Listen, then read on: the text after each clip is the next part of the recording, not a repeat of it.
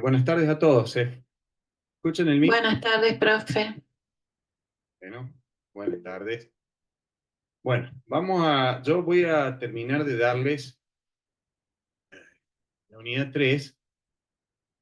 Me venía por aquí, estaba tratando de recordar. Ahí les comparto la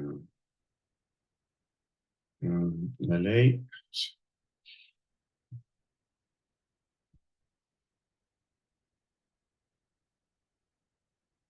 Bueno, ahí debería estarse compartiendo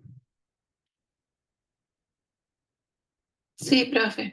la ley de sociedades. Muy Bien. chiquita, pero sí. Eh, a ver, lo último que recuerdo, estamos en el capítulo de socios y bueno, toda la sección cuarta se dio.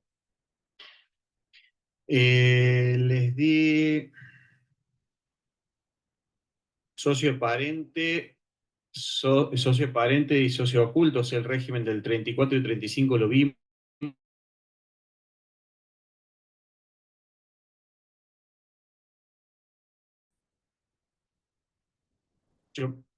Comienzo de los derechos y obligaciones, y junto con eso les di el 184 y el 185 para la sociedad anónima.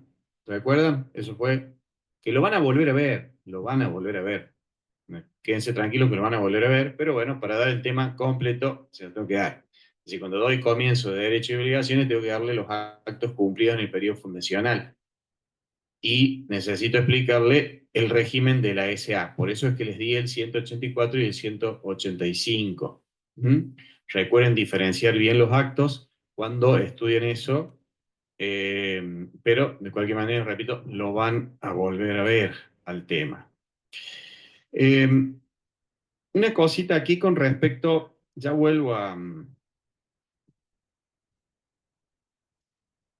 en realidad esto yo se los di cuando les di la exclusión del socio por justa causa. El 37, fíjense que es un artículo general, ¿no? Digamos, el socio dice que no cumple con el aporte de las condiciones convenidas.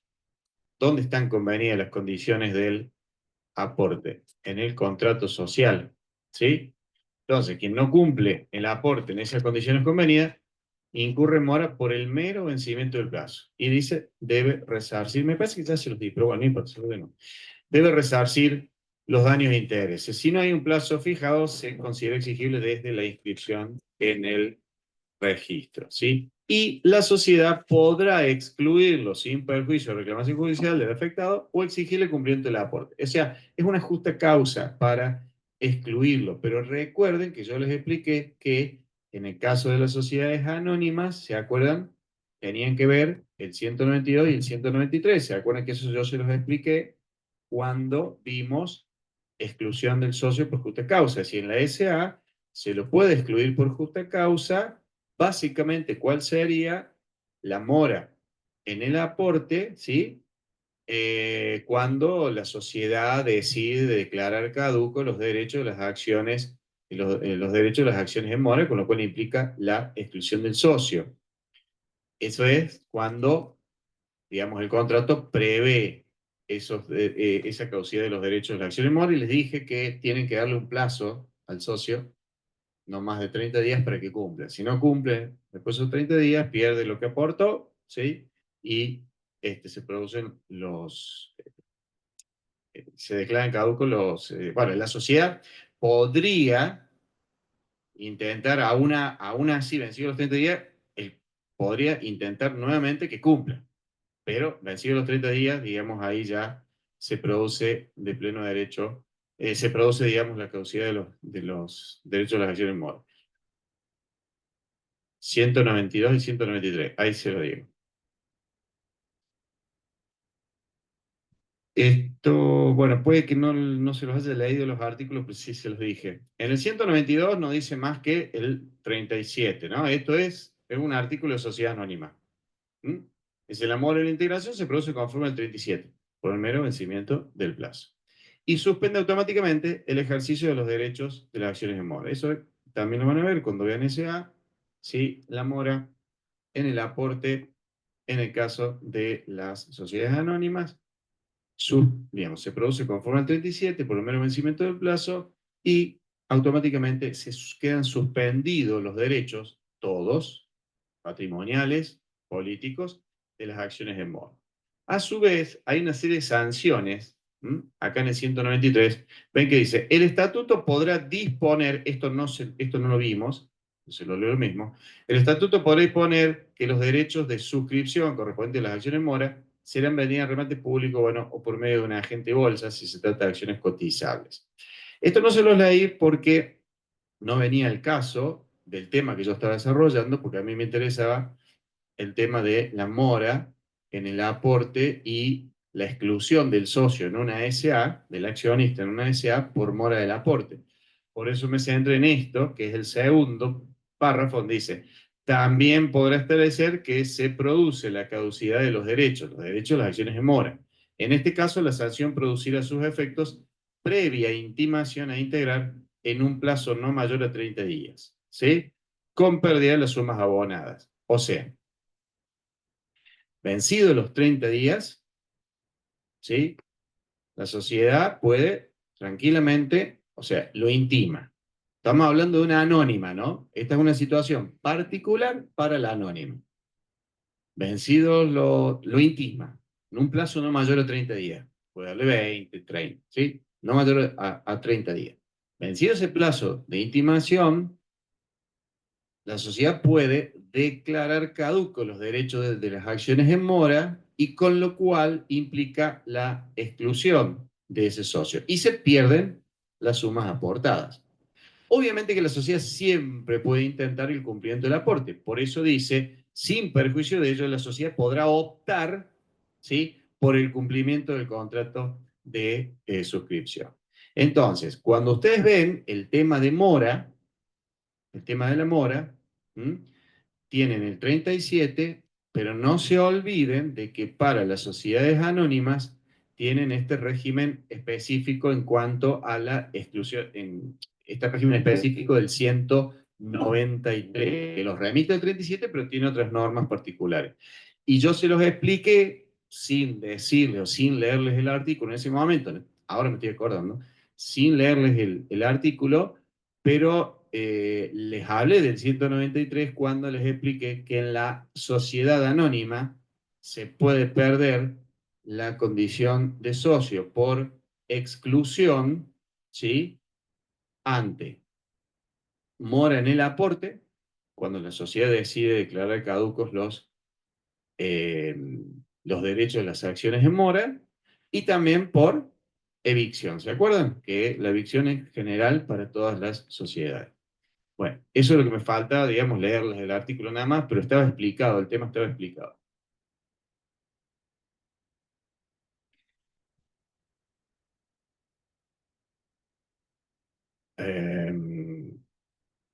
Espere, ya le digo. 46, 47 debe ser. Aquí está. 46, 47. ¿Esto se acuerdan? Esto lo vimos la clase pasada, cuando vimos el tema de evicción, cuando vimos la exclusión del socio por evicción, ¿se acuerdan? Sí, sí, la evicción en el aporte es causa de exclusión, no importa qué tipo societario sea, ¿sí? Por eso, eh, ahí dice que la evicción autoriza la exclusión de socios, la evicción en el aporte.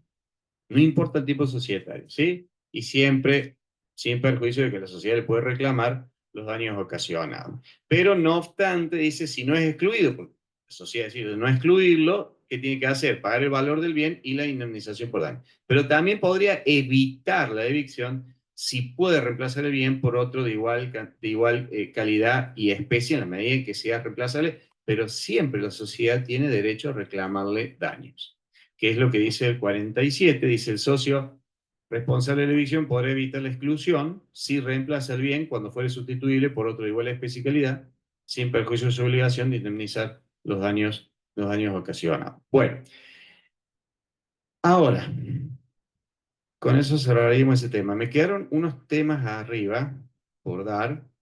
Vimos esto del 34 y 35, solo vimos.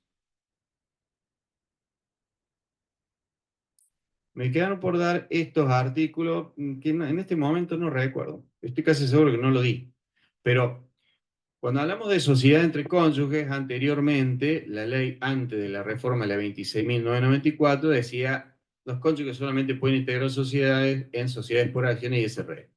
¿Sí? Eso porque era acorde al régimen del patrimonio conyugal de ese momento. Después de la 26.994 y sin entrar en derecho civil, que no me incumbe, ¿sí? En este caso, después me van a decir, está dando temas de abogado, ¿sí?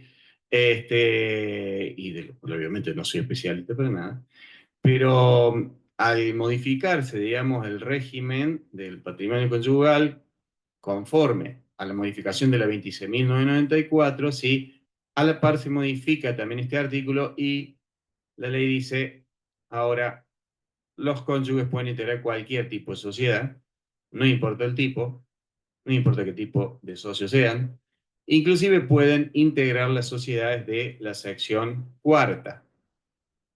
Bueno, el artículo 28 está, digamos, ayornado o adaptado también a las modificaciones de la 26.994, o mejor dicho, al régimen actual del Código Civil y Comercial en cuanto a indivisión forzosa de bienes. Antes hacía mención este artículo a una ley que no me acuerdo, creo que 14.934 o algo por el estilo, no me acuerdo bien, donde estaban previstas esos casos de indivisión forzosa de bienes. Bueno, eso obviamente ya no está más, con la 26.994 se deroga y eso pasa al Código Civil y Comercial. ¿Mm? Entonces este artículo ya no hace mención más a esa ley, pero en sí el régimen es el mismo.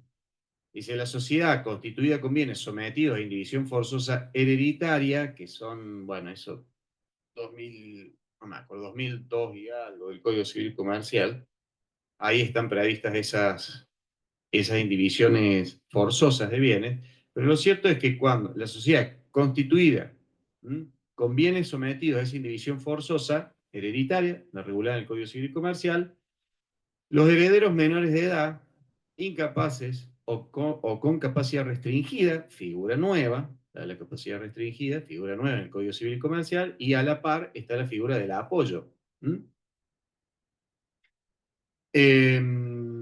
En el caso del menor de edad, usted tiene el tutor, en el caso del incapaz, tiene el curador. ¿Sí?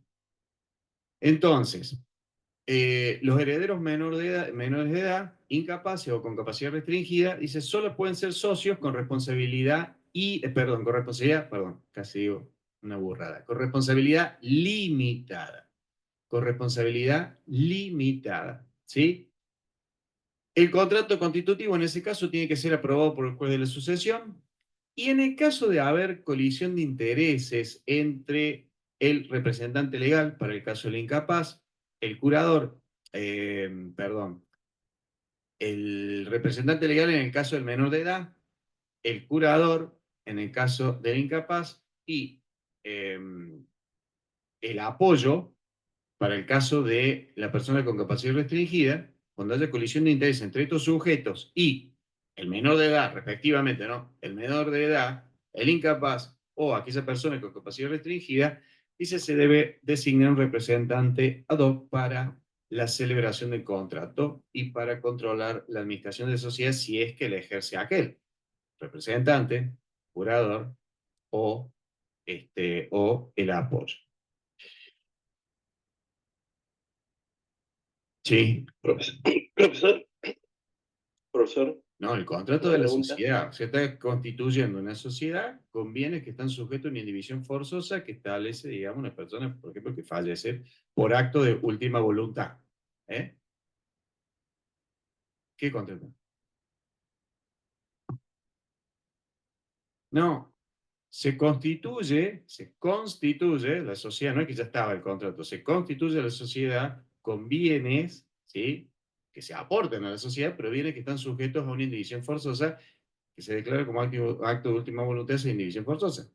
A eso se refiere, constituir la sociedad, ¿no es cierto?, con bienes que están sometidos a una indivisión forzosa. Entonces, por eso es que el contrato tiene que ser aprobado por el juez de la sucesión. ¿Mm? Entonces, el contrato constitutivo de la sociedad a eso se refiere, el contrato constitutivo de la sociedad debe ser aprobado por el juez.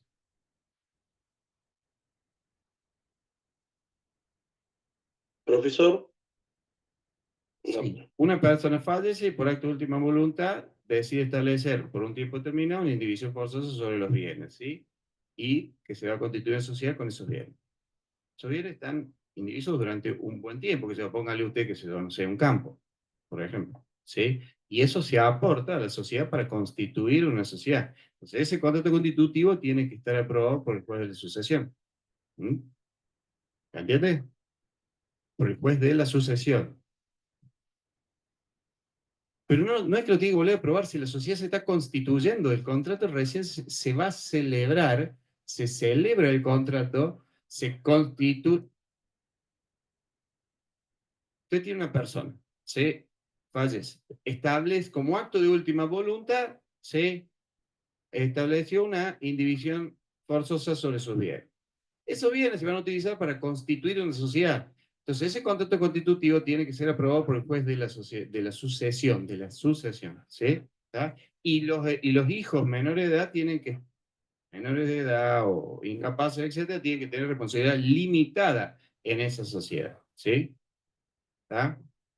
Sí, escucho. Ahí en el Meet. Alguien quiso hacer una pregunta y no lo dejé hacer. No lo hice a propósito. Sí, un segundito. ¿Está ahí? Sí, profesor. Sí, Hola. sí, escucho. Sí, lo que reciben el apoyo las personas con capacidades restringidas, ¿cuáles son? No, bueno, usted me está llevando a derecho civil, o sea, eso lo tiene que ver usted en privado uno, ¿sí? No es el momento ahora para explicarle apoyo, capacidad restringida, ¿sí? ¿Estamos? Pero, O sea, ejemplo, sería una la persona capacidad que restringida es sufre la cuando no adicción. llega a la incapacidad, ¿estamos? Muy Entonces, bien. el nuevo Código Civil y Comercial establece que en esos casos, ya cuando hay cuestión de incapacidad, ya no hay apoyo, ahí ya hay curador, ¿ya? Es cuando tiene, digamos, limitada su capacidad en determinadas cuestiones que, bueno, eh, que no le permiten desenvolverse en determinados actos de la vida civil. Por eso lo remito a los artículos del Código Civil y Comercial. Recuerde que eso es materia de privado uno, no es materia de sociedades, ¿está? Porque si Un no, ejemplo habría sería un más. adicto, lo que sufre en adicciones podría ser, ¿Qué? lo que sufre en alguna adicción, Sí, sí, sí. eso Bueno, sería, puede gracias, ser. Sí, es un caso, sí, es un caso. perfecto, gracias. Y eligen una SRL o eligen una encomandita simple donde el socio. Pero no, es que no va a cambiar nada porque la sociedad se está por constituir.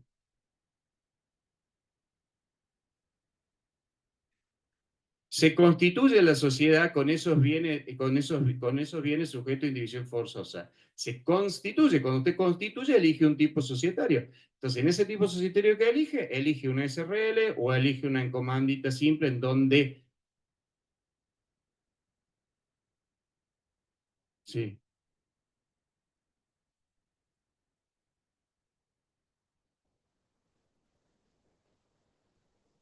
Esos bienes se utilizan para constituir una sociedad, ¿sí? Entonces, esa sociedad que se constituye, ¿estamos? Tendrá que tener o socios, o el tipo de esa sociedad tendrá que tener socios que tengan responsabilidad limitada, entonces los hijos incapaces deben adquirir esa calidad de socio con responsabilidad limitada, o bien será un SA, o bien será un SRL en donde tiene responsabilidad limitada. ¿Se constituye así? Sí, como acto de última voluntad. No, como acto de última voluntad se establece, sí, se establece eso. Hay otro tipo de indivisión forzosa, pero bueno, eso no nos vamos a meter en ese tema. Pero, claro, exactamente. Eh, a ver, me van a hacer ir a dar temas que no es de esta materia. Esto lo tienen que ver en privado. Exactamente. Yo tengo que dar el capítulo 6. Espera, espera.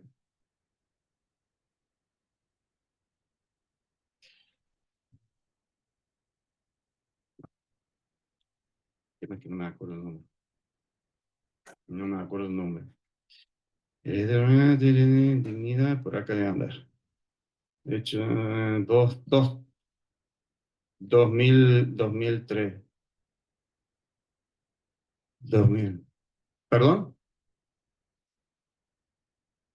Porque estoy dando la clase yo. Y yo la doy en el orden que yo correspondo, que yo creo que la tengo que dar. Digamos, la cuestión pedagógica va por mi cuenta. ¿Sí? ¿Está? No, no, no, no. Bueno, en todo caso lo vemos, en otro caso. Y división. Estado de división, artículo 2003. Y división forzosa. Ahí tienen, 2330 y 2331. ¿Sí? ¿Ven? El testador. El testador puede poner a sus herederos. ¿Está? El testador como acto de última voluntad. ¿Sí? Privado 1. Vayan a privado 1. ¿Está? Bueno, continuamos entonces con la ley. Eh,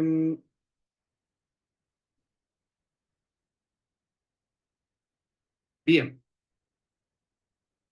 Supongamos que se transforme la sociedad, si supongamos que se haya infringido la norma, se constituyó una sociedad y esos herederos pasaron con responsabilidad ilimitada. Hay una infracción de la norma. ¿Está claro? Va. Así bueno, tratamos de solucionarlo. Transformamos un tipo societario, pero la responsabilidad ya está. ¿Sí?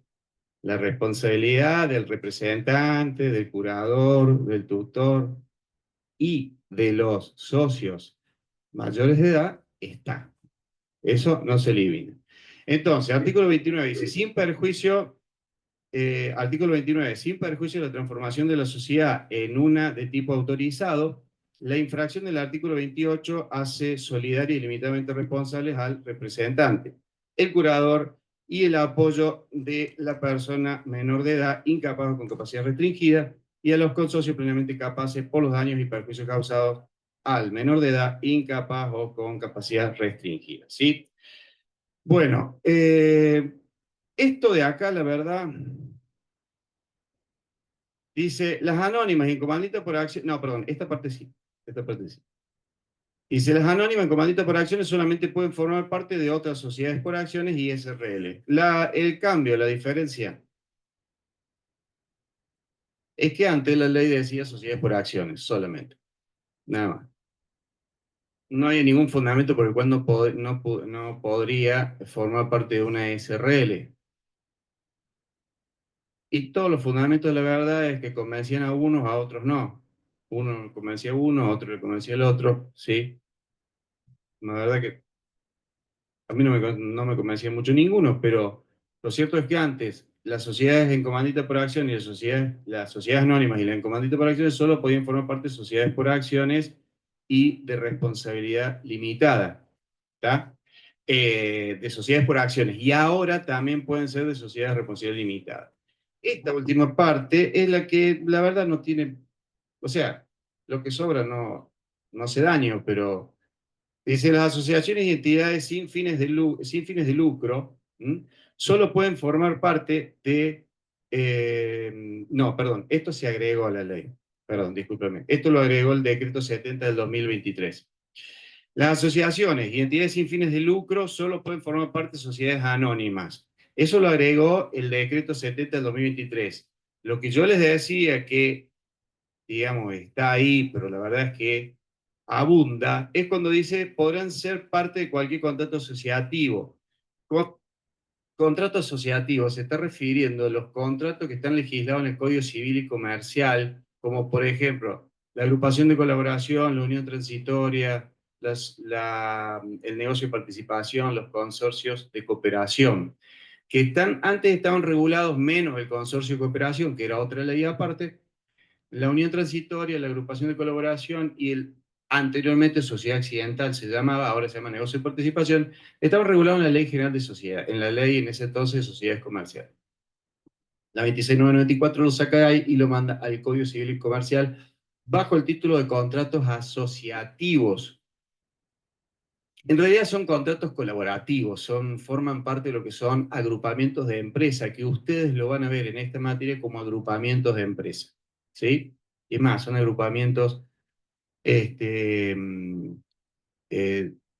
digamos, de tipo, no son de tipos societarios, sino que tienden obviamente a la colaboración entre sus miembros. No es, no es de dominación, es de colaboración. Bueno, a eso se refiere. La verdad es que no cambian nada, o sea, cualquier sociedad puede formar parte de esos contratos. Digamos, es una aclaración que está ahí, pero de verdad no hace demasiada falta de decirlo. Cualquier sociedad puede formar parte de cualquier contrato asociativo. Bien, todo esto que ven acá lo van a ver después en una unidad posterior, muy posterior, que es control y vinculación, eso lo van a ver después, ¿sí? Ahora no lo van a ver. Ahora sí vamos a ver el tema de aportes y responsabilidad por los aportes. Ya vamos a ver qué aporte nos estamos refiriendo. Primero, algunas normas generales con respecto a bienes aportables. El artículo 38 dice, los aportes pueden consistir en obligaciones de dar o de hacer, ¿sí? Salvo para los tipos de sociedad en los que se exija que consistan obligaciones de dar. ¿En qué sociedades se exige que consistan obligaciones de dar? En las en las sociedades por acciones y en las SRL. Pero también, aunque no lo ven acá, si no lo van a ver cuando vean sociedades personalistas, cuando veamos sociedades personalistas, también eso se da en el capital comanditario y en el comandita simple, donde ese capital solamente se puede formar por obligaciones de dar. A su vez, en el caso de sociedades por acciones y SRL, la ley les va a decir, miren, esos bienes solamente obligaciones de dar, pero a su vez debe tratarse de bienes determinados y susceptibles de ejecución forzada. Y susceptible de ejecución forzada, ¿qué es lo que dice aquí? 39. En las SRL, en las sociedades de responsabilidad limitada y por acciones, el aporte debe ser de bienes determinados susceptibles de ejecución forzada. A ver, rebobinen.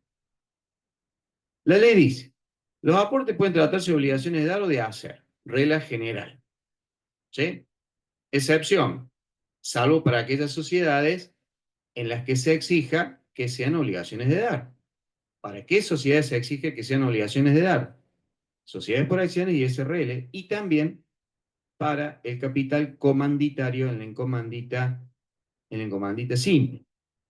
Y a su vez la ley dice, deben ser para esos tipos societarios, SRL y sociedades por acciones, y agrego yo, aunque la ley no lo dice, agrego que también para el capital comanditario en la encomandita simple, tiene que tratarse de bienes determinados susceptibles de ejecución forzada. Bienes determinados susceptibles de ejecución forzada. ¿Cuál sería la razón de eso? ¿Por qué en una SRL hay que portar obligaciones de dar que consisten en bienes determinados y susceptibles de ejecución forzada? ¿Por qué en una SRL y en una SA tiene que ser así?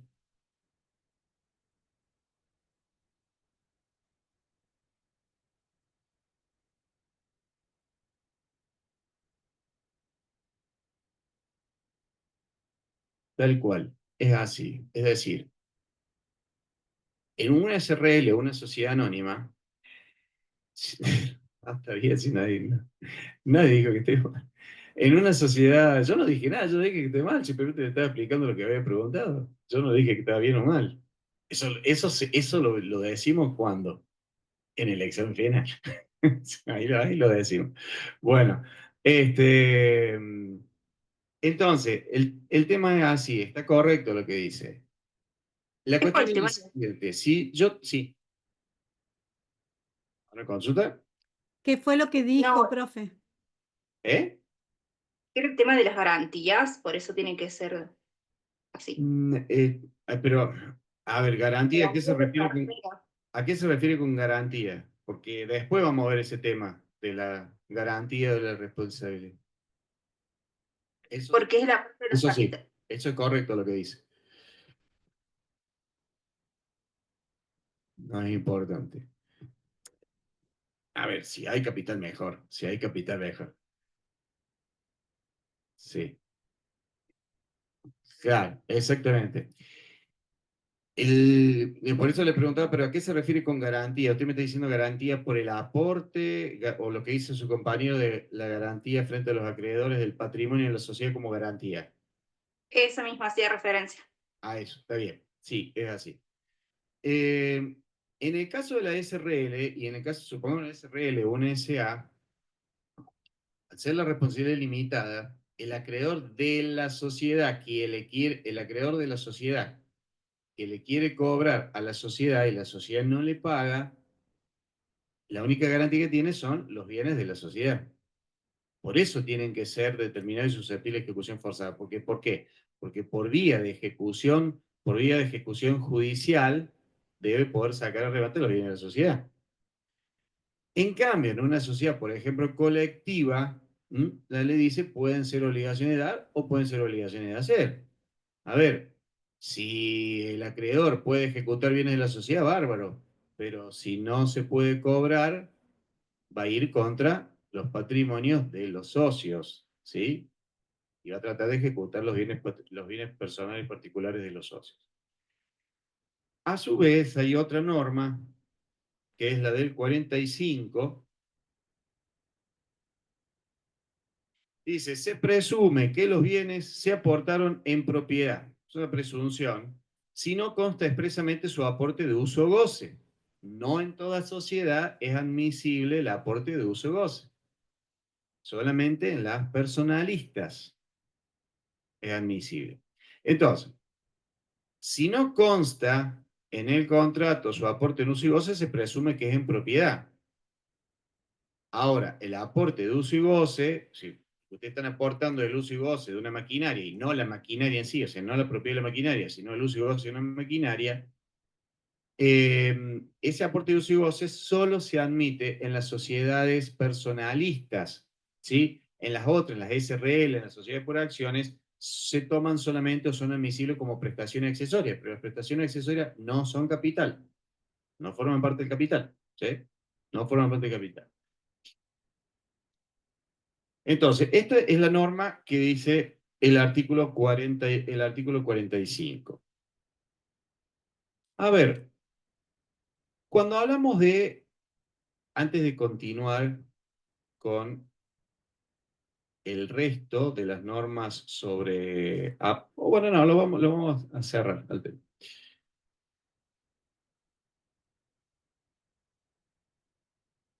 Bueno, del 38 me quedó esta parte donde dice, cuando para la transferencia del aporte se requiere la inscripción en un registro, esta se hará preventivamente a nombre de la sociedad de formación. Claro está, hasta que la sociedad se considere regularmente constituida. Ustedes saben que hoy los tiempos no son los mismos de cuando se redactó la ley.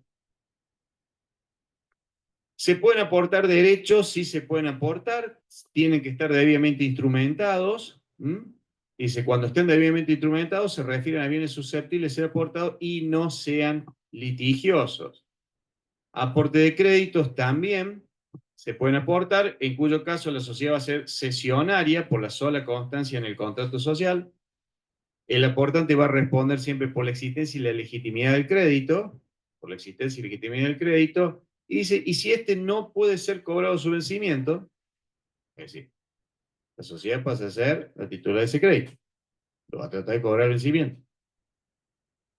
Quien se lo cedió sería quien efectuó el aporte, el socio que efectuó el aporte de ese crédito, ¿sí? Debe siempre responder por la existencia y legitimidad. Ahora, sí, vencido el plazo, no puede cobrar, como dice ahí, no puede ser cobrado su vencimiento, la obligación del socio se convierte en la de aportar suma de dinero que deberá hacer efectiva en el plazo de 30 días. Es decir, aporta un crédito. Bien, lo aportó. Responde por la legitimidad y por la existencia del mismo, pero también la sociedad pasa a ser la titular de ese crédito.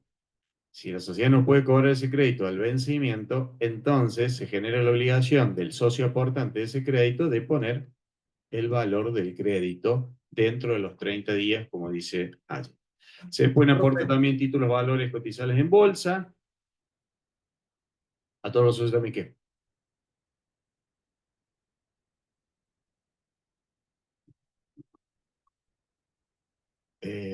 de la integración, no, pero la integración ¿de qué? Porque está aportando un crédito, ¿sí? Un crédito. No, ¿por qué lo vas a hacer solidario? Cuando son aportes en dinero, en SRL, en sociedades de responsabilidad limitada, y también vamos a ver, eso lo voy a ver ahora en un rato. Si bien yo lo toqué, pero fue muy por arriba, ahora lo vamos a ver de nuevo.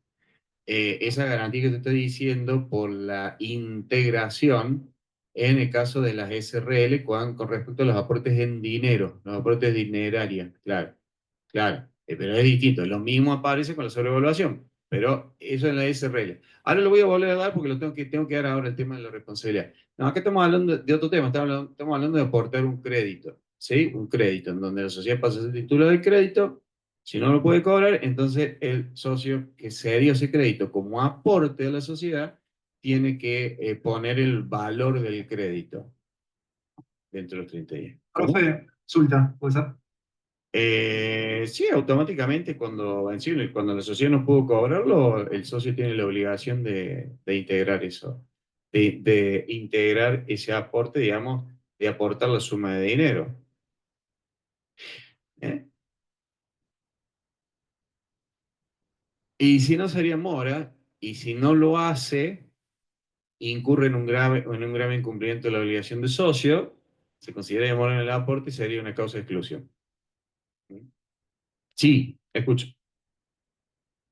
Profe, le quería consultar si el caso este del artículo 41 de los créditos para aportar, podría ser el caso de un crédito fiscal que luego resulte impugnado por el fisco. Si es transferible, Claro, si se puede ceder, en la medida en que no sea litigioso pero y es esté posible debidamente aportar. instrumentado, puede ser.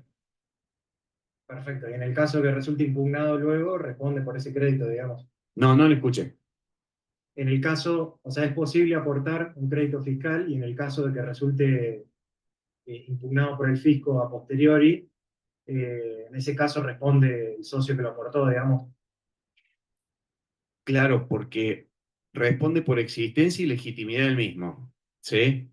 Por existencia y legitimidad del mismo. No se olvide de eso. Pero repito, hay que ver si verdaderamente se puede ceder ese crédito. Eh, bueno, los títulos no cotizables, ese también pueden ser cedidos, conforme al artículo, también pueden ser aportados, conforme al artículo 42. Los bienes grabados. Los bienes grabados se pueden aportar, sí, pero se aporta por la diferencia entre el valor del bien y el valor del gravamen. ¿Por qué? Porque cuando se aporta el bien, se está aportando el bien y el gravamen. O sea, la sociedad pasa a ser titular del bien, pero también del gravamen. Entonces, en ese caso, el aporte va a ser por la diferencia entre el valor del bien y el valor del gravamen del mismo. Gravamen que toma a su cargo la sociedad y que se hace cargo del mismo. Por eso dice, el artículo 43 dice, los bienes grabados solo pueden ser aportados por su valor con deducción del gravamen, el cual debe ser especificado, dice, por el aportante. ¿Puede aportarse un fondo de comercio para constituir una sociedad? Sí, por supuesto que sí, pero no se olviden, derecho privado 2, que tienen que aplicar el procedimiento de la ley de transferencia de fondo de comercio 11, no me acuerdo, la verdad que no me acuerdo, 11.687, 867, bueno, no me acuerdo. No se olviden que tienen que aplicar 11.867. 11.867, gracias. Bueno, se tiene que aplicar ese procedimiento, ¿sí? Se tiene que aplicar ese procedimiento.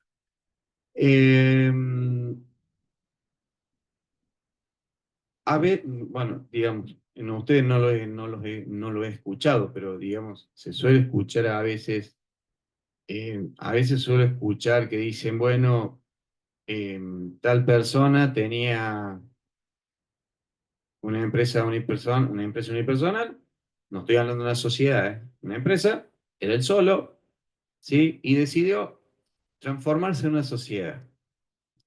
Eso no es transformarse, ¿está? No es transformarse. La transformación es una figura societaria, que implica pasar de un tipo societario regularmente constituido a otro tipo societario regularmente constituido. Si era una sociedad anónima unipersonal, bárbaro. Sí, se puede transformar en otro tipo societario. Pero si yo digo, a ver, yo tengo un comercio, me dedico a tal cosa, soy yo, persona humana, ¿sí? Y digo, me voy a transformar en una sociedad. No, no me voy a transformar en una sociedad. Lo que voy a hacer es constituir una sociedad con el fondo de comercio del cual soy titular. Entonces, transfiero ese fondo para constituir la sociedad. Puedo ser yo solo, puedo ser yo solo. Pero estoy aportando esos bienes para constituir ese anónimo unipersonal o para constituir ese anónimo de 2 más socios. ¿Sí? Y siempre cuando hay transferencia y fondo de comercio, no importa en qué calidad sea la transferencia, en este caso es por un aporte a una sociedad, se debe aplicar las normas de la ley de transferencia y fondo de comercio, que es lo que dice aquí, bueno, tratándose de un aporte en fondo de comercio, se practicará inventario y evaluación cumpliéndose con las disposiciones legales que rijan su transferencia. Bueno, el tema del 45 ya lo hemos visto, 46, 47 eso ya lo hemos visto, 49 también. Y antes de ver este tema de prestaciones accesorias que, como les dije, no integran el capital, antes de ver ese tema, vamos a ver este, que es el de la evaluación de los aportes en especie.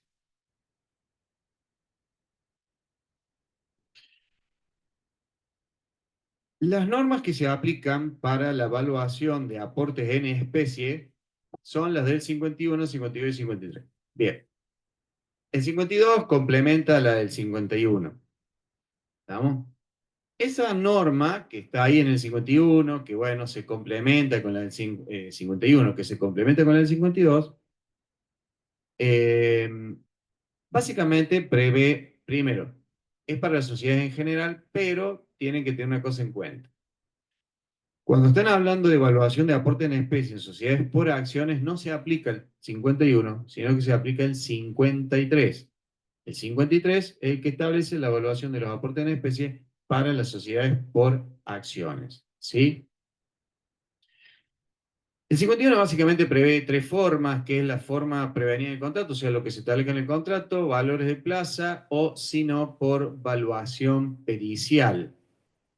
Cuando la evaluación no se ha hecho por pericia judicial, eso da la posibilidad que en caso de quiebra o insolvencia, dice la ley, los acreedores de la sociedad puedan impugnar esa evaluación por el plazo de 5 años. Ese mismo plazo es el que ya les voy a explicar dentro de un rato, cuando hable del tema de la responsabilidad por la sobrevaluación en una SRL, que habla de lo mismo, habla de 5 años de realizado el aporte. Entonces, el 51 dice, los aportes en especie se evaluarán en la forma prevenida del contrato, en su defecto según precio de plaza, o bien por uno o más peritos que designara el juez de la inscripción. En las SRL y en comandita simple, para los aportes de los comanditarios, se indicarán en el contrato los antecedentes justificativos de la evaluación, y finalmente, en caso de insolvencia o quiebra de la sociedad, los acreedores pueden impugnar esa evaluación siempre y cuando no haya sido hecha por pericia judicial en un plazo de 5 años desde realizado el aporte. ¿Sí? La impugnación, dice, no procederá si la evaluación se realizó judicialmente. Vamos a ver que ese mismo plazo lo voy a repetir ahora cuando veamos el tema de la responsabilidad. El 52 es una norma que, bueno, simplemente complementa al 51. Dice, el socio afectado por la evaluación puede impugnarla. El socio que se ve afectado por la evaluación que se realizó de los bienes, y se puede impugnarla en única instancia dentro del 5º día de notificado, y si el juez de la inscripción resolverá juicio con audiencia a los peritos intervinientes. Peritos intervinientes. ¿Qué significa eso? Que se está refiriendo a la evaluación por pericia, a la evaluación por pericia judicial. Entonces, el socio que se entiende afectado por esa evaluación pericial, que hizo un perito designado judicialmente por jurisdicción, o por quien ejerza la facultad de juez de inscripción,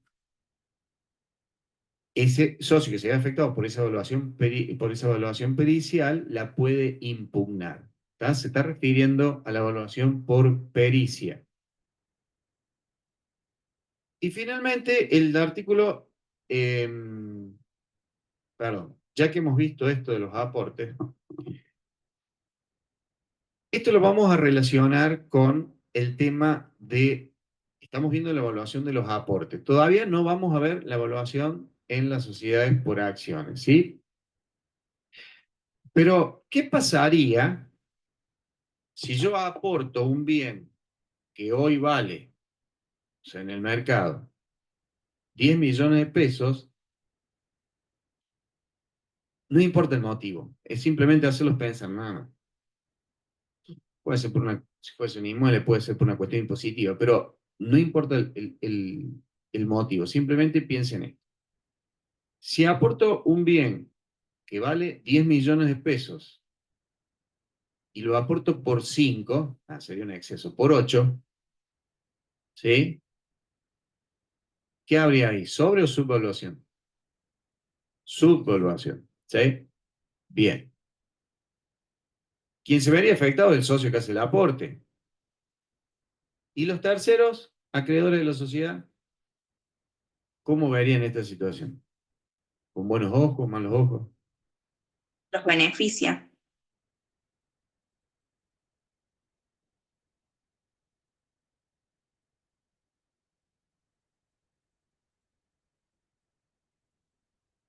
No, porque cuando celebra el contrato, ¿sí? En el contrato siempre tiene que estar los aportes, cómo se integran y el plazo. Y cómo, obviamente, cómo se va. Entonces, el socio, digamos, al efecto del aporte, en regla, ¿no es cierto? Lo está entregando a la sociedad y lo está entregando por ese valor que figura en el contrato y que el mismo socio está consintiendo porque lo está firmando el contrato. Entonces ahí no puede reclamar nada. El socio que efectuó el aporte no puede reclamar nada. Lo cierto es que ahí se genera, es una clase, una especie de reserva oculta, ¿sí? Porque algo que vale 10 está aportado por 8.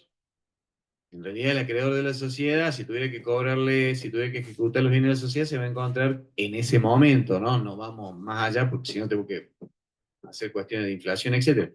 Pero en ese momento, se va a encontrar con que supuestamente tenía un bien que valía 8 y en realidad vale 10.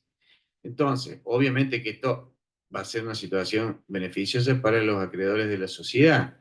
Eso genera lo que se llama es una especie de reserva oculta. Hay distintos tipos de reservas ocultas, cual, si quieren preguntarle, si quieren hablar del tema de reservas ocultas, el especialista en el tema, el profesor Fujimi, que tiene escrito bastante sobre el tema, pero esa es una especie de reserva oculta. Ahora, cambiemos la situación al revés. El bien vale en el mercado 8 y se aporta por 10. Y se aporta por 10. Entonces en el contrato dice, bueno, el socio tal suscribe capital por 10 millones y aporta una maquinaria que vale 10 millones. Y en realidad no vale 10, vale 8. Póngale 7. Póngale que vale 7.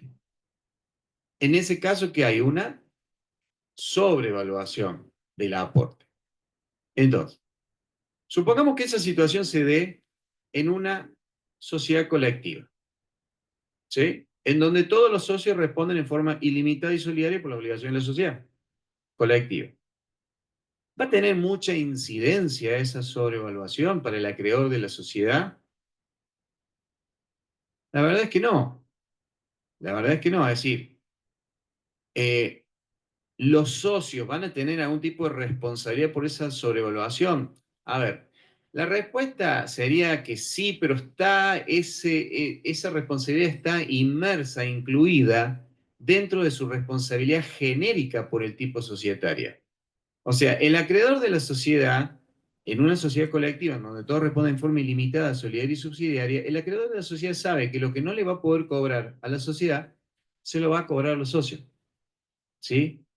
Entonces, ¿los socios tienen responsabilidad? Sí, tienen responsabilidad. Es decir, por esa sobrevaluación tendrían responsabilidad, pero esa responsabilidad está inmersa, está dentro de lo que es su responsabilidad genérica como un socio de una colectiva, que es una responsabilidad ilimitada, responde con sus propios bienes, solidaria por el monto total, no puede invocar el beneficio de la división, y subsidiaria porque sí puede invocar el beneficio de ejecución y decirle al acreedor, mire, primero ataque los bienes de la sociedad, agote las instancias contra los bienes de la sociedad. Si agotados esos bienes no le alcanzó para cobrar, recién ahí ataque el patrimonio personal del socio. Ahora, esa situación, esa misma situación de sobrevaluación, cambia totalmente en el caso de una SRL. No, todavía no vamos con el tema del dinerario, todavía no llegamos. Ahí cambia notoriamente, porque la responsabilidad en el caso de los socios es limitada. Entonces, la única garantía que tiene el acreedor de una SRL cuando la sociedad no paga son los bienes de la sociedad. Y si esos bienes que le dijimos que valían 10, valen 7, lo estamos perjudicando a los acreedores de la sociedad.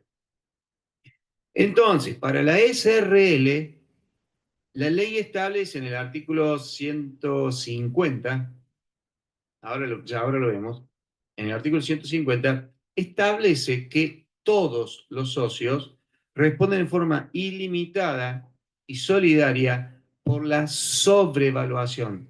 Es decir, en este caso en el ejemplo serían los 3 millones en exceso, porque de 7 a 10.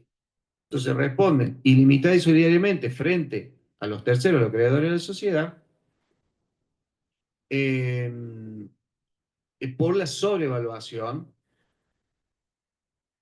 y por la diferencia, es decir, en el ejemplo que le di, por esos 3 millones. Por esos 3 millones. Pero siempre con el límite de la sobrevaluación. ¿Sí? Por el límite de la sobrevaluación. Es decir, y por 5 años. Y por 5 años. El mismo plazo que la ley establecía que los acreedores de la sociedad, en caso de insolvencia o quiebra, podían impugnar la evaluación de los aportes, salvo que esté hecho la evaluación por pericia judicial. En la SRL pasa lo mismo. Si la evaluación se hizo por pericia judicial, los socios no van a tener responsabilidad por la sobrevaluación. Y una cosa que es importante que tengan en cuenta es lo siguiente. En la SRL, todos los socios, todos, no importa que, porque usted puede tener una SRL en donde algunos socios hayan aportado dinero solamente. Hasta inclusive puede ser que algunos socios hayan aportado el 100% del dinero. Entonces, ¿qué dirían esos socios? Bueno, ya está. Lo aporté todo, yo cumplí, listo. No es así. Si hay aportes en especie que están sobrevaluados, todos los socios, inclusive esos que aportaron en dinero y aportaron el 100%, todos los socios quedan con responsabilidad ilimitada y solidaria, pero por la sobrevaluación de esos aportes en especie. ¿Qué pasa en el caso de una sociedad por acciones? En la sociedad por acciones puede haber sobrevaluación, puede haber. Pero lo que no hay en una sociedad por acciones es responsabilidad de los socios por la evaluación de los aportes en especie, una vez que la evaluación haya sido aprobada por la autoridad de Contralor. El artículo 53, que está destinado pura y exclusivamente a lo que es evaluación de aportes en especie en las sociedades por acciones, repito, cuando es evaluación de aportes en especie en las sociedades por acciones se aplica solamente se aplica el 53, no el 51. Entonces dice, en las sociedades por acciones la evaluación que deberá ser aprobada por la autoridad de Contralor. Una vez que lo aprobó a la evaluación la autoridad de Contralor, eso libera de responsabilidad a los socios por una posible sobrevaluación. Entonces, ahí, en las sociedades por acciones, aprobada la evaluación por la autoridad de Contralor, no hay responsabilidad por una posible sobrevaluación de los aportes en especie. Ahora vamos con el tema de los dinerarios. Y ya que estamos, aquí se prevén las formas para evaluar los bienes en una sociedad por acciones. Una posibilidad es por valor de plaza, cuando se trate de bienes que tengan valor corriente, por pericia judicial, cuando a juicio de la autoridad de Contralor no pueda ser reemplazado por informe de reparticiones estatales o bancos oficiales, ¿sí? Y recuerden, una vez aprobada la evaluación, se liberan de responsabilidad a los socios por una posible sobrevaluación de los aportes en especie. Por eso ahí no se aplica lo que vimos hace un rato. Ahora, ¿qué pasa con los aportes en dinero? Esto es un aporte en especie, ¿sí? Donde ustedes tienen las normas para evaluar esos aportes en especie y yo lo enganché con el tema de la responsabilidad de los socios por esos aportes en especie que están sobrevaluados. ¿Qué pasa con los aportes en dinero? ¿Qué pasa con los aportes en dinero? ¿Hay algún tipo de responsabilidad por esos aportes en dinero? La ley prevé en el artículo 150 para la SRL, prevé que todos los socios, no importa si aportaron dinero o aportaron bienes, o si aportaron el 100% del dinero, ¿m? Todos los socios en una SRL responden o garantizan ilimitada y solidariamente por la integración de los aportes. Es decir, en la medida en que tengamos saldos pendientes de integración, todos los socios van a responder en forma ilimitada y solidaria por la integración de sus aportes dinerarios. Recuerden que en la SRL la ley permite, con respecto al capital que se suscribe para ser integrado en efectivo, permite integrar un mínimo del 25%, mínimo, no es fijo, no es el 25%, es el mínimo. En un contrato en SRL tranquilamente se podría establecer que hay que integrar en el momento de la constitución el 25, el 30, el 40, el 50 o el 100%. Lo que sí nunca puede ser menos del 25. Y el plazo para integrar el saldo es un plazo máximo, un plazo límite de 2 años. ¿Quién establece el plazo? ¿Quién establece la forma y el plazo de los aportes? El contrato. Entonces el contrato puede decir que hay que integrarlo en 1 año, en 2 cuotas bimestrales, en 3 cuotas trimestrales, o directamente una sola cuota al año y medio, o hasta los 2 años. Pero siempre que tengamos, cuando hablamos de aportes en dinero, en una SRL, siempre que queden saldos pendientes de integración, ¿sí? Todos los socios responden en forma ilimitada y solidaria por la integración de esos aportes. ¿Qué pasa con las sociedades anónimas? Perdón, esto, antes que me olvide.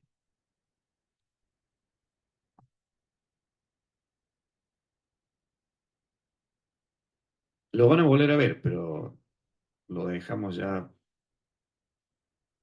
planteado el tema. Esto es SRL, ¿no? Artículo 150, desde el 148 es SRL. No, perdón, desde el 146 es SRL. Los socios garantizan solidaria y limitadamente a los terceros la integración de los aportes. Esto es la responsabilidad por aportes dinerarios. Y en cuanto a la responsabilidad por sobrevaluación, está acá. La sobrevaluación del aporte en especie, el tiempo de la constitución o del aumento de capital, hace ilimitada y solidariamente responsable a los socios frente a los terceros por el plazo del artículo 51, último párrafo. ¿Qué pasaría con los aportes dinerarios en una sociedad anónima? Porque en la sociedad anónima también se permite integrar una parte y el resto en un plazo no más, parte que no puede ser menor a 25 y el resto en un plazo no mayor a 2 años. Hay una norma para la SA que es la del 210,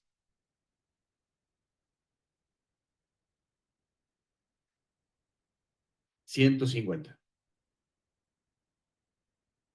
Hay una norma que es la del 210 que dice, y está previsto para el caso en donde un socio ceda sus acciones a otro socio o a un tercero y existe un saldo pendiente de integración. ¿Sí? Porque todavía no se integró todo el dinero. Entonces, en ese caso, el 210 dice, el cedente que no haya completado la integración de las acciones responde ilimitada y solidariamente por los pagos debidos por los cesionarios. Es decir, yo puedo ceder mis acciones, supongamos, la cesión podría ser, por ejemplo, por una venta. Supongamos que por una venta. Yo le vendo mis acciones a un tercero o se las vendo a otro socio. ¿Sí? Pero yo todavía no terminé de integrar, porque el contrato me permitía un año y yo estoy todavía dentro del año, todavía no terminé de integrar esos aportes. Bueno, hoy en día va a ser medio complicado, ¿no? Pero bueno, supongamos 2 meses o qué sé yo, medio año y todavía no terminé de integrar. ¿Puedo ceder esas acciones que tienen saldo pendiente de integración? Sí, se puede hacer. ¿Por qué no? ¿Quién va a pasar a ser el nuevo titular de esas acciones? El cesionario. ¿Sí? Entonces, ¿quién debería completar la integración? El cesionario. Pero la ley establece para el cedente responsabilidad ilimitada y solidaria por los pagos debidos por los cesionarios. Cuando en razón de esto el cedente tenga que realizar algún pago, pasa a ser copropietario de las acciones cedidas en la proporción que ha pagado. Entonces ahí se establece esa responsabilidad ante una cesión de acciones cuando quedan saldos pendientes de integración en el artículo 210. Sí. Sí.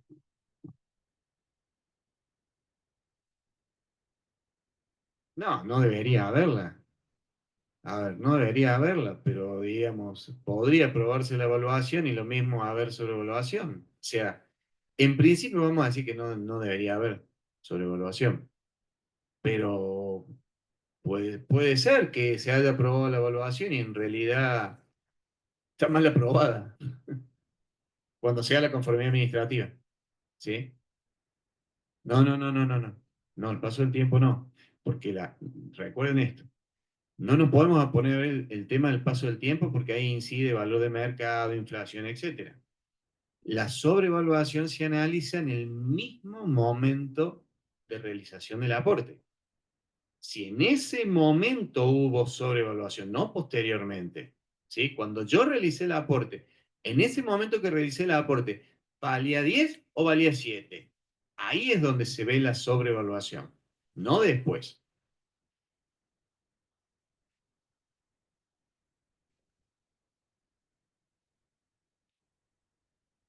Y bueno, no, bueno, hay bienes que sí, hay bienes que no. Hay bienes que sí, hay bienes que no. Por ejemplo, el caso de los inmuebles no es tan difícil determinarlo. En el caso de Rodado no es tan difícil determinar. Inclusive te tiene tablas con las evaluaciones para, por ejemplo, bienes personales, de evaluaciones de lo rodado. Entonces, digamos, si para ese modelo rodado, póngale que la evaluación en ese momento era, no sé, 10 millones y lo portó por 20, está claro que había sobrevaluación.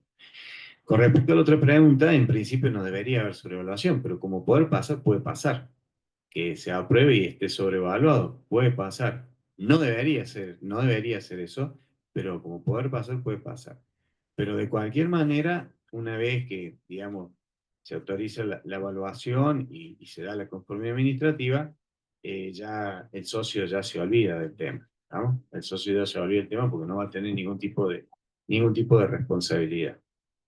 Bueno, me queda, sí,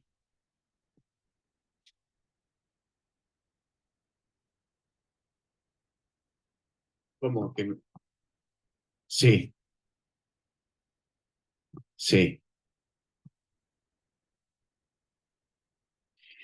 No, en ese caso, digamos, la responsabilidad que se plantea aquí es frente a la sociedad, porque acá le está planteando que la sociedad le está reclamando.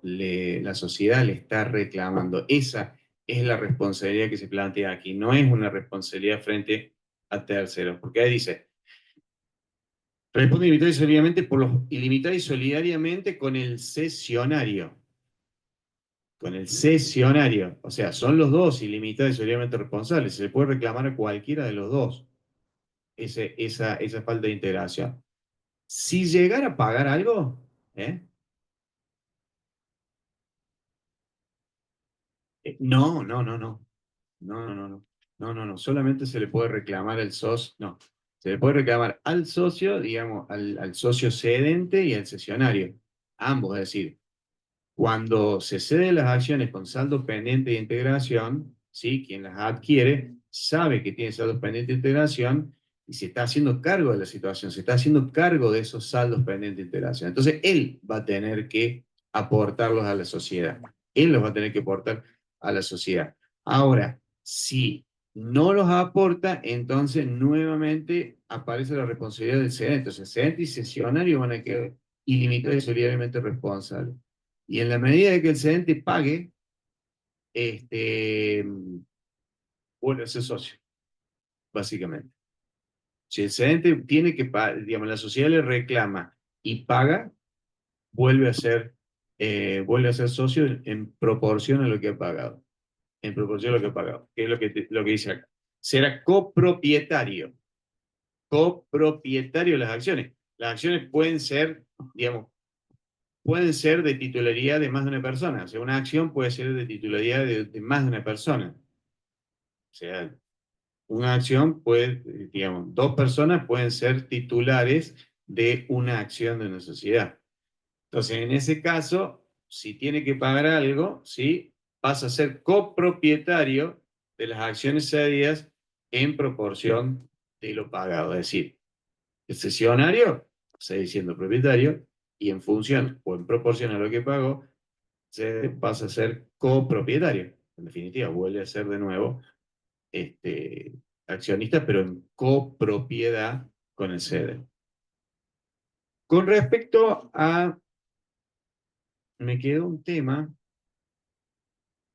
No, en realidad no me quedó nada. Para ir cerrando con socios.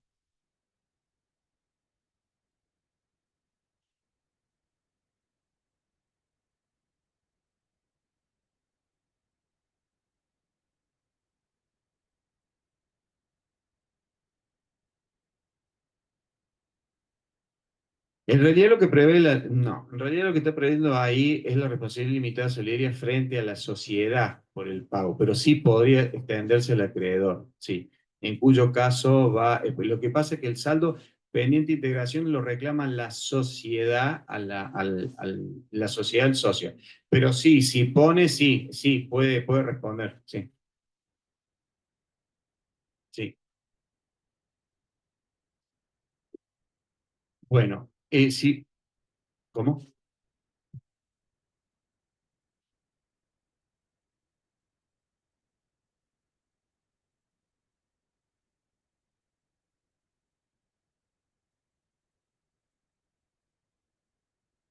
Recuerda que siempre cuando usted contrata con una sociedad y una SRL, una SA, sabe, digamos, eh, sabe obviamente con quién está contratando y los riesgos que corre, ¿no es cierto?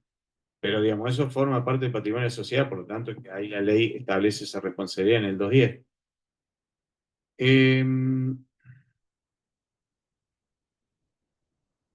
Bueno, lo único que quedaría por dar aquí es, hasta donde yo recuerdo,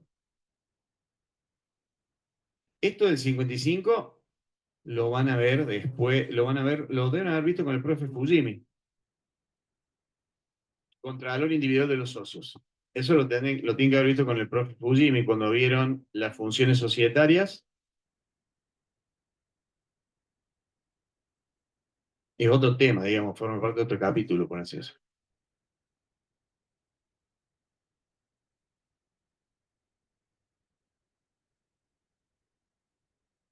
No, eh, a ver, se lo explico brevemente.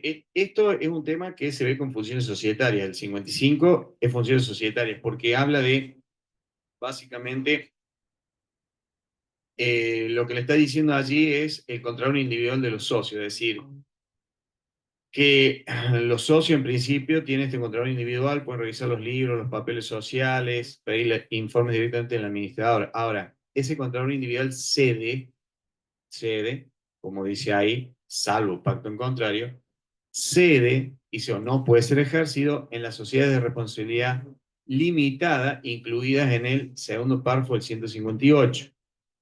Muy brevemente. se está refiriendo a un SRL cuyo capital alcanza el importe del inciso 2 del 299. Y por lo tanto tiene obligación de tener un órgano de fiscalización, llámese sindicatura o llámese consejo de vigilancia. Entonces ahí cede el contralor individual. Pero salvo pacto en contrario, si bien yo no lo recomendaría, pero el contrato podría establecer que aún existiendo el órgano, ese socio en un SRL pueda ir y revisar los libros. Para mí no es desde ningún punto de vista desde ningún punto de vista es una situación buena, deseable. No me parece que tenga que ser así, pero la ley lo permite. La ley lo permite.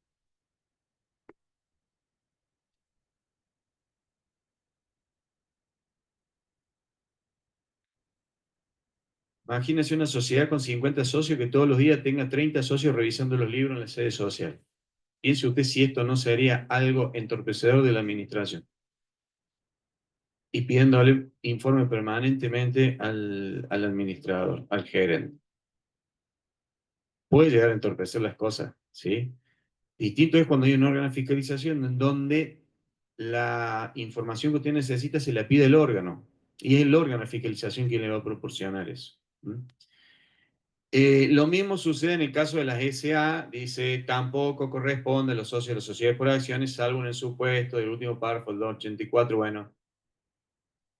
Ahí, digamos, cuando la sociedad, la sociedad por acción está comprendida en cualquiera de los supuestos del 299, cualquiera de los incisos del 299, no puede prescindir del órgano. Tiene que tener un órgano de fiscalización, sindicatura, consejo de vigilancia o ambos a la vez. Ahora, si no está incluido en ninguno de los supuestos del 299, podría prescindir del órgano y esa prescindencia hay que hacerla constar en el contrato y si prescinde del órgano quiere decir que ya no tiene órgano. O sea, no tiene órgano. Entonces ahí sí funcionaría el contralor individual de los socios.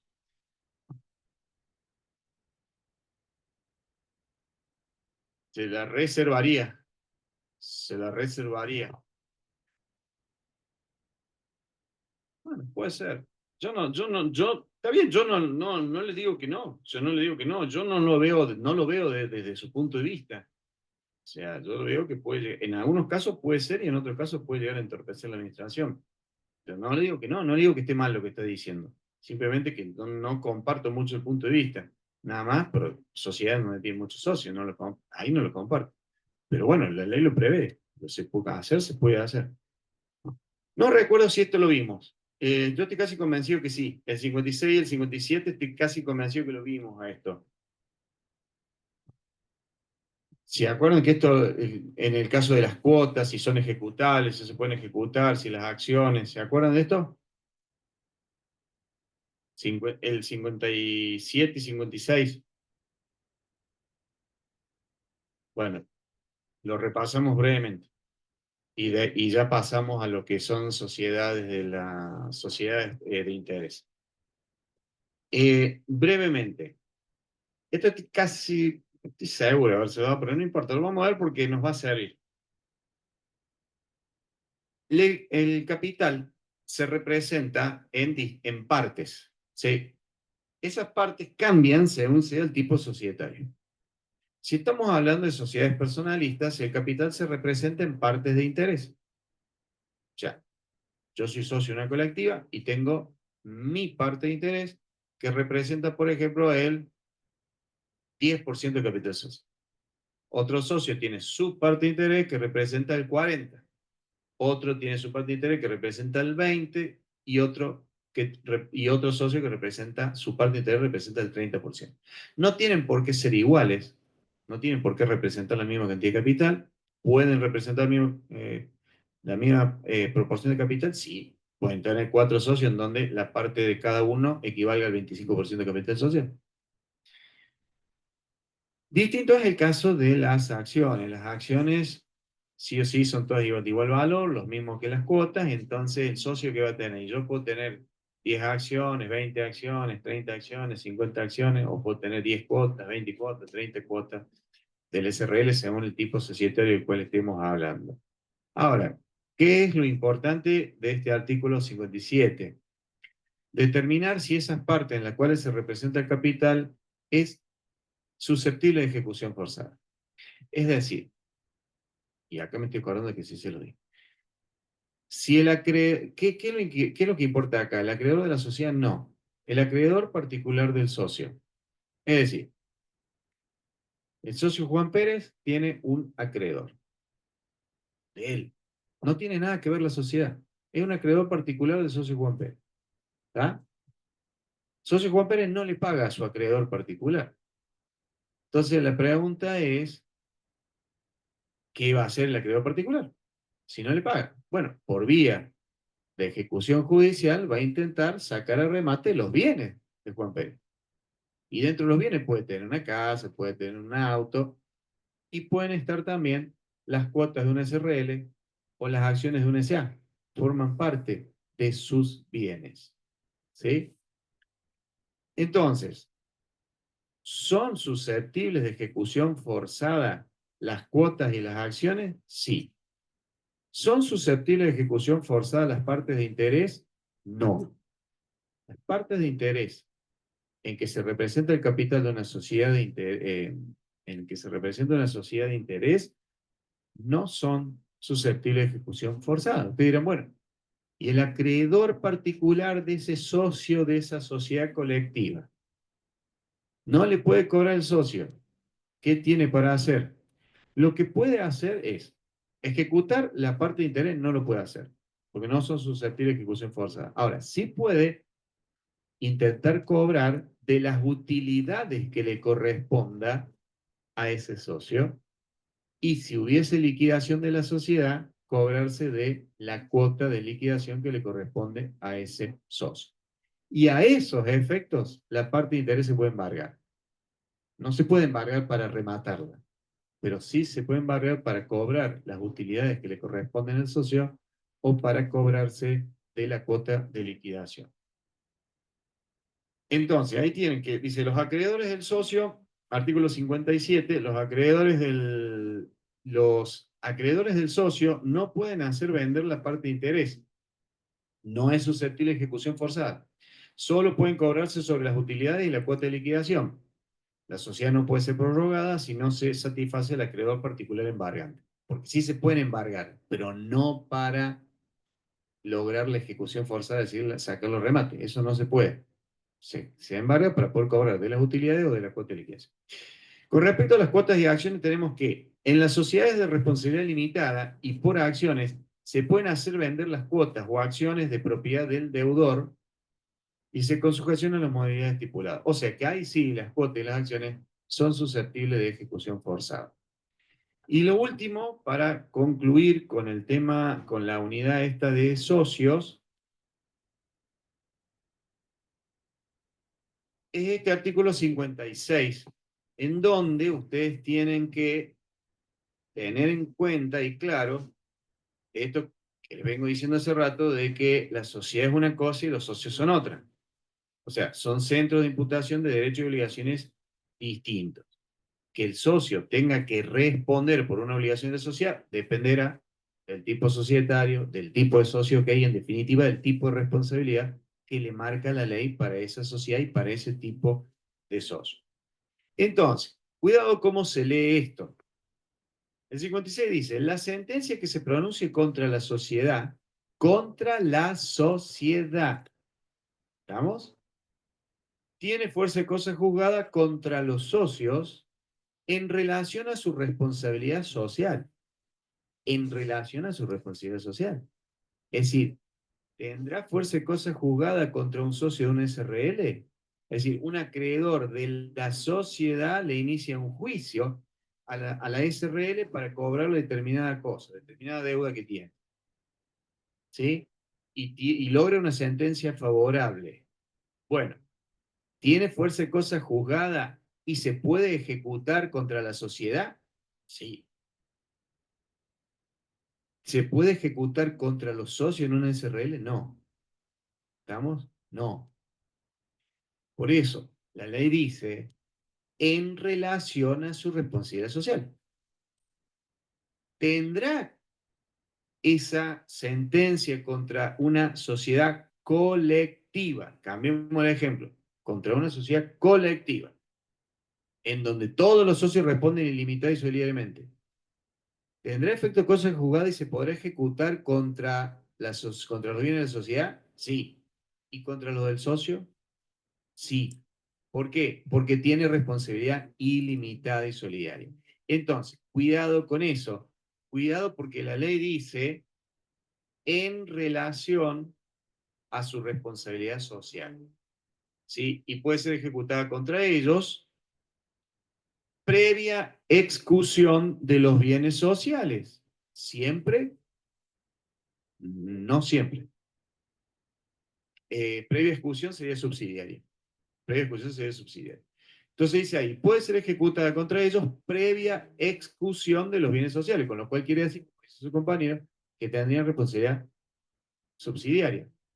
Pero después la ley dice, según corresponda de acuerdo con el tipo de sociedad de que se trata. Si es una sociedad colectiva, obviamente que los socios tienen el beneficio de exclusión, porque la ley dice que los socios responden en forma ilimitada, solidaria y subsidiaria. No, ahí está. La sección 4 no, es como dice su compañero. La sección 4 no, porque en la sección 4 yo les expliqué que la responsabilidad es no subsidiaria. ¿Sí? Entonces ahí, ¿tiene beneficio de exclusión? No, no tiene. Entonces, cuidado cómo se lee esto. Dice, y puede ser ejecutada contra ellos, contra los socios, previa exclusión de los bienes sociales según corresponda de acuerdo con el tipo de sociedad que se trata. Como dice su compañero, si es una sociedad de la sección cuarta, no tiene beneficio de exclusión. Yo les dije que la responsabilidad ahí es no subsidiaria. No tiene beneficio de exclusión. Pero si es contra un socio de una colectiva, sí, porque la ley dice en el 125 de que la responsabilidad es ilimitada, solidaria y subsidiaria. O sea, que tiene responsabilidad, o sea, que tiene beneficio de exclusión. Aquí apunto fundamentalmente con esto, bueno, que quede claro este tema y que yo siempre digo esto, por más que sea bastante tedioso, pero los artículos, si lo van a leer, si lo van a ver, véanlo completo. O sea, porque si ustedes se quedan con que la sentencia que se pronuncie contra la sociedad tiene fuerza y cosa jugada contra los socios, ya ahí están mal. ¿Sí? Es en función de la responsabilidad. Y si se quedan con que puede ser ejecutada contra ellos previa ejecución, y se quedan ahí, también está mal. Porque dependerá del tipo societario. Dependerá de la responsabilidad que tenga el socio en el tipo societario. Depende de la responsabilidad que tiene el socio. El único caso en la ley que tiene responsabilidad no subsidiaria es lo de la sección 4. Sería el único caso. En el resto de los casos, cuando la responsabilidad es ilimitada, también es subsidiaria. O sea que tiene beneficio de exclusión. Pero el caso, como dice su compañero, es el caso de la sección 4. Que si bien la ley no lo dice expresamente, pero se entiende que es una responsabilidad no subsidiaria. El viejo texto, sí, el viejo texto de la ley, cuando hablaba de la sociedad no constituida regularmente, decía expresamente, pero ya era mucho más grave, porque era ilimitada, solidaria y no subsidiaria. O sea, digamos, de los tipos de responsabilidad era la peor de todas. Ahora en la sección cuarta, la regla general dice ilimitada, simplemente mancomunada, o sea que se puede dividir y por partes iguales. No dice nada de la subsidiariedad, pero es no subsidiaria. Se entiende que es no subsidiaria. Sí.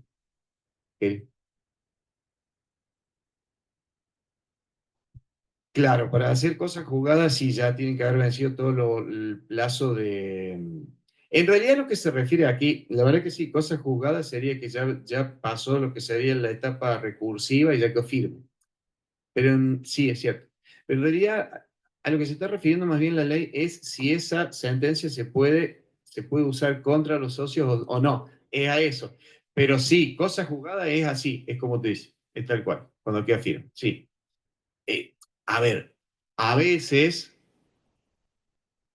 la sentencia puede hacer cosa juzgada salvo la acción por dolo. O sea, la acción por dolo quedaría posterior. O sea, podría haber acción por dolo, pero digamos, es bastante complicado el tema de la acción por dolo y bastante poca, digamos.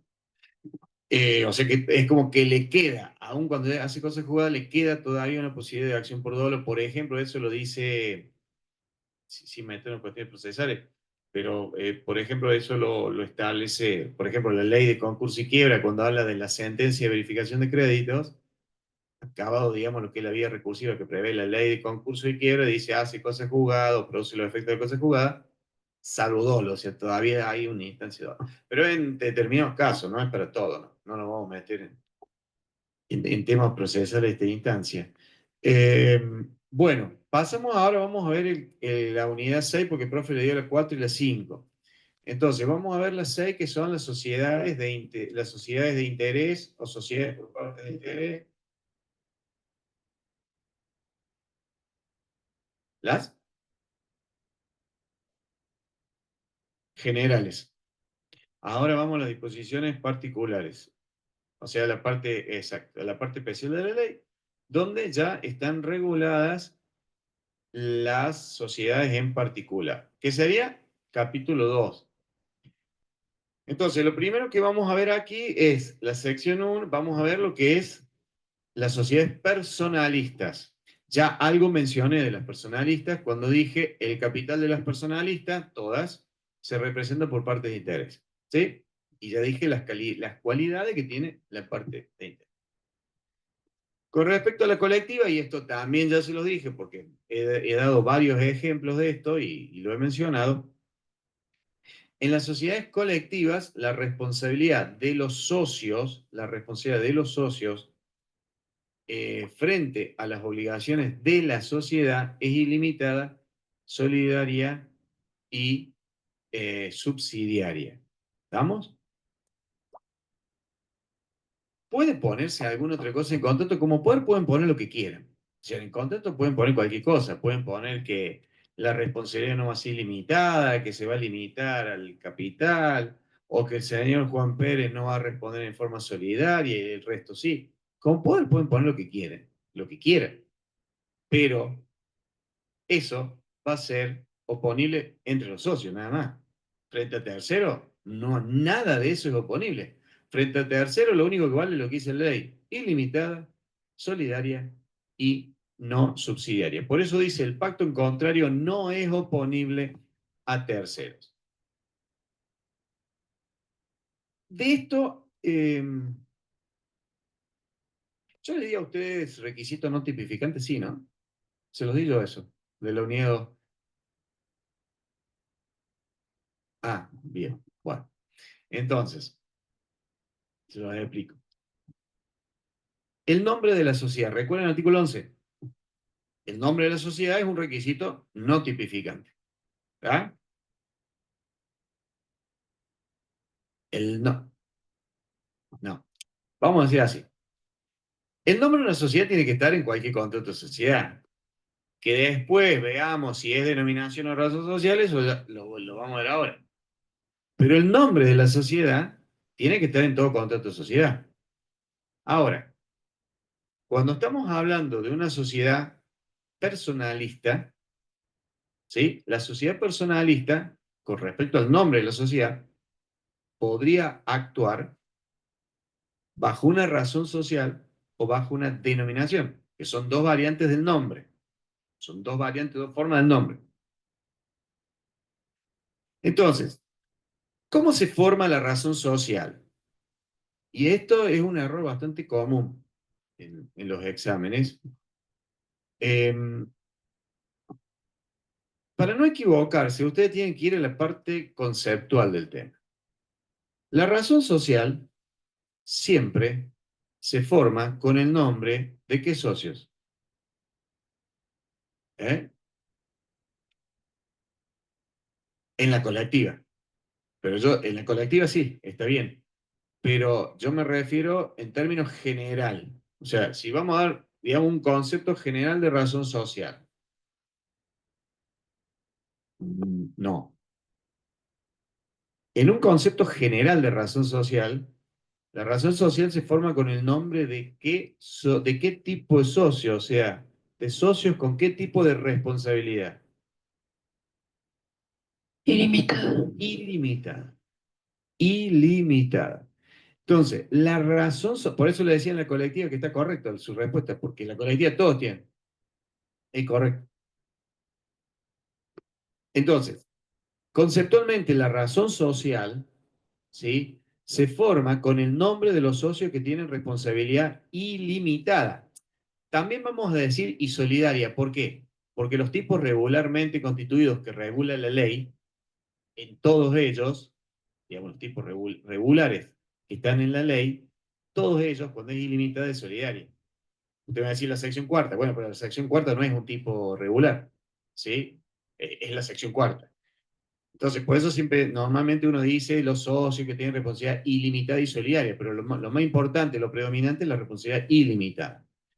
Entonces, la razón social se forma con el nombre de los socios que tienen responsabilidad ilimitada y solidaria. Si no puede figurar, como dice su compañero, el nombre de todos los socios, o el nombre de alguno o de algunos. Ahora, cuando no figura el nombre de todos los socios con responsabilidad ilimitada, en esa razón social va a haber que agregar la frase y compañía o sobreviatura. Y siempre, obviamente, hay que poner las palabras que identifican el tipo, hay que poner las palabras que identifican el tipo societario. ¿Tá? Esto que yo les estoy dando es un concepto genérico. No estoy hablando de ningún tipo de sociedad en particular. Es un concepto genérico. Si ustedes entienden eso, van a entender qué sociedad puede tener razón social y cuál no. Y no confundirse y decir esto es una denominación subjetiva, cuando en realidad no es una denominación subjetiva, sino por ejemplo, si es una sociedad colectiva, una razón social. Entonces, tengan en claro ese concepto. Entonces, si nosotros estamos viendo la sociedad colectiva, acabamos de decir, todos sus socios responden ilimitada y solidariamente. Entonces, ¿la sociedad colectiva puede tener razón social? Sí, porque la razón social se forma con el nombre de los socios que tienen responsabilidad ilimitada y solidaria.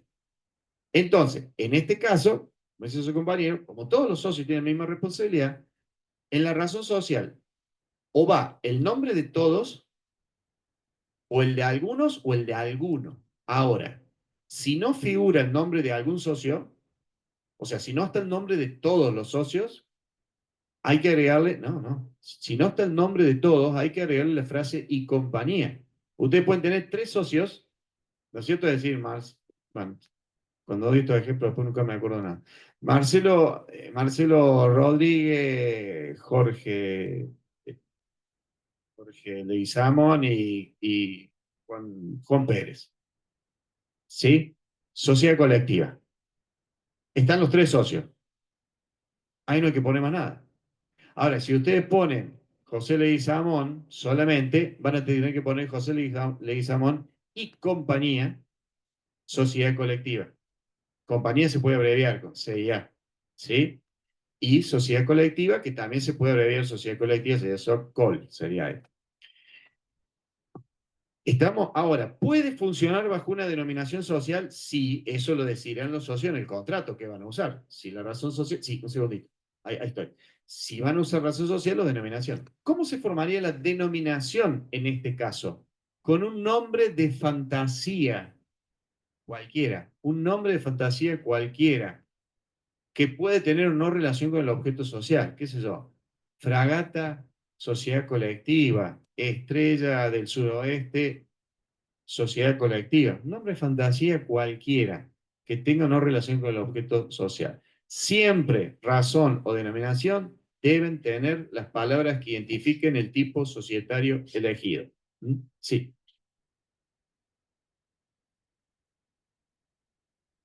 Puede tener razón social o denominación. ¿Está? Entonces, pregunta. ¿Puede figurar en el nombre de una sociedad de responsabilidad limitada? Me estoy saliendo del tema. Ya lo vamos a terminar el jueves. No sé, por ahora lo terminamos el jueves. Esto no hay problema. Ya dando sociedad colectiva, ya el resto se da bastante rápido.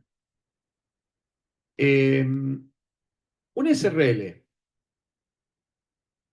puede tener en su nombre, puede figurar el nombre de los socios. Sí, En la SRL no puede figurar el nombre de los socios. sí ¿En qué? puede, profe. Responsabilidad limitada. Está bien. ¿Eh? Bueno, ahí está el tema, a eso quería llegar. Ahí está el tema de confusión siempre que se ve en los exámenes. Ustedes tienen que ver en qué tipo societario están. Cuando ustedes están en una SRL, la SRL no tiene razón social. La SRL Denominación. siempre es denominación. No importa si tiene el nombre de los socios o si tiene el nombre de fantasía.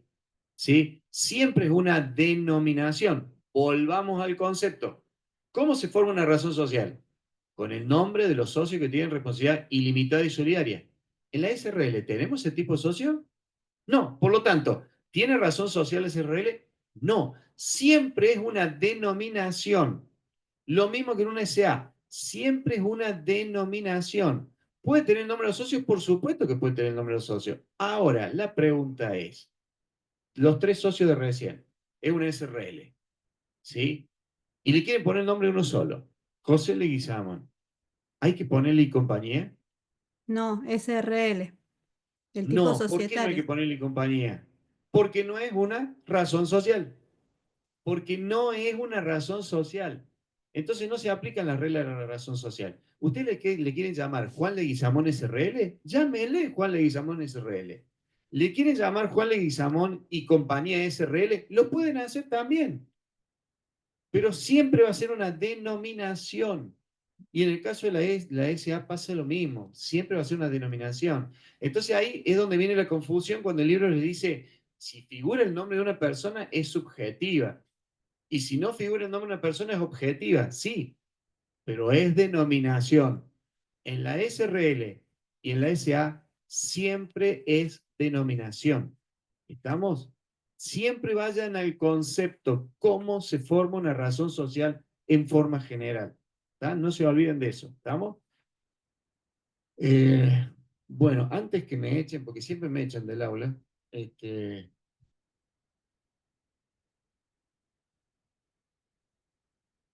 cuando adopta,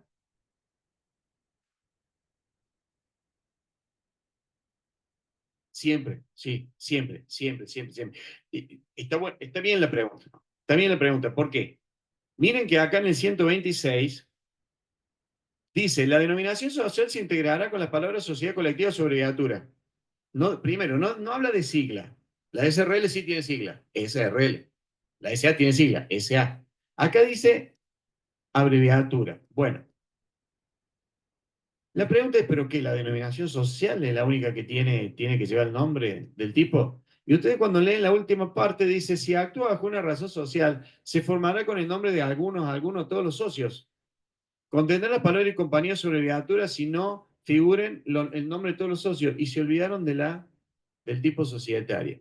Bueno, no importa que la ley lo omitió. Todo nombre de sociedad, sea una razón o sea una denominación, ¿sí? Debe llevar y forma parte del nombre, porque no es que no forma parte del nombre, no, forma parte del nombre el tipo societario.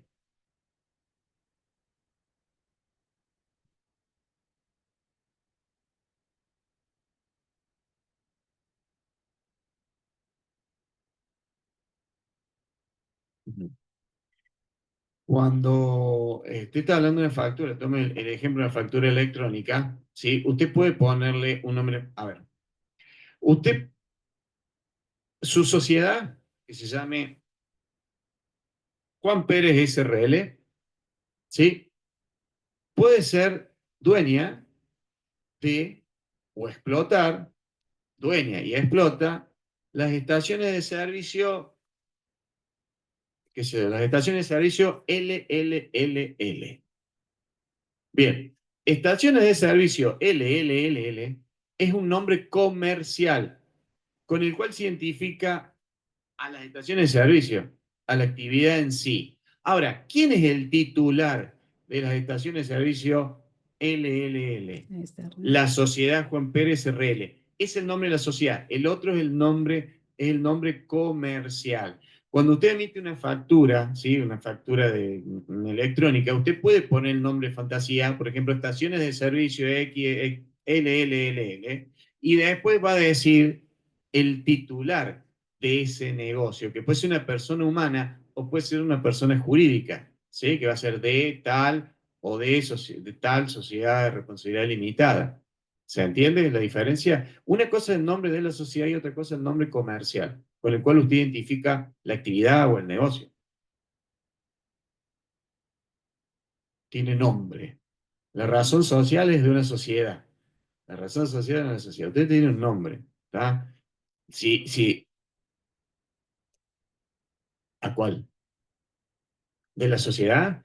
Cuando usted inicia el trámite de la... Porque, ojo, porque puede incurrir en homonimia.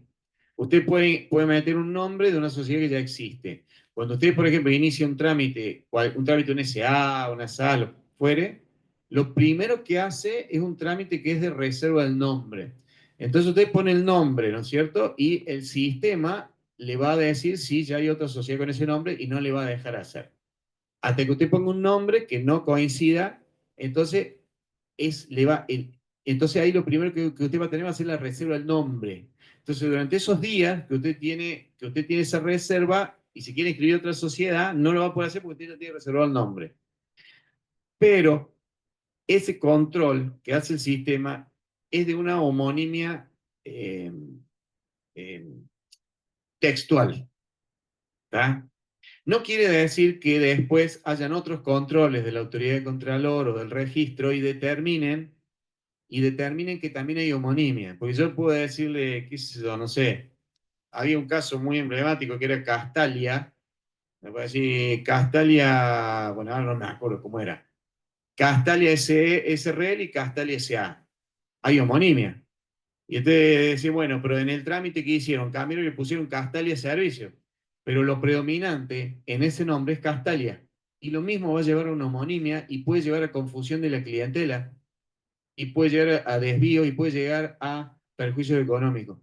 ¿Sabes? Pero eso ya implica un control más profundo, que no se lo va a alargar el sistema, porque el sistema le va a alargar si es, sí, lo puede, si llega a inscribirla, porque en realidad la autoridad de Contralor, o digamos, quien tiene a cargo la inscripción, debería hacer ese control de homonimia. Si pasa, supongamos que pasa, se puede recurrir el nombre, ¿sí? Siempre prevalece el de la primera inscripta. ¿Mm? Bueno, llegamos hasta aquí, el jueves continuamos, ¿está? Cualquier duda que tengan, lo vemos fuera del aula porque seguramente ya tienen otra clase y, bueno, despido a quienes están en el Meet. Gracias, Nos profe. nos vemos Gracias, el profe. jueves. Hasta luego, que les vaya bien. Sí, señorita Bustos, ¿quería hacer alguna consulta? Veo que había levantado la mano y no estaba viendo la pantalla. Bueno, si es así, damos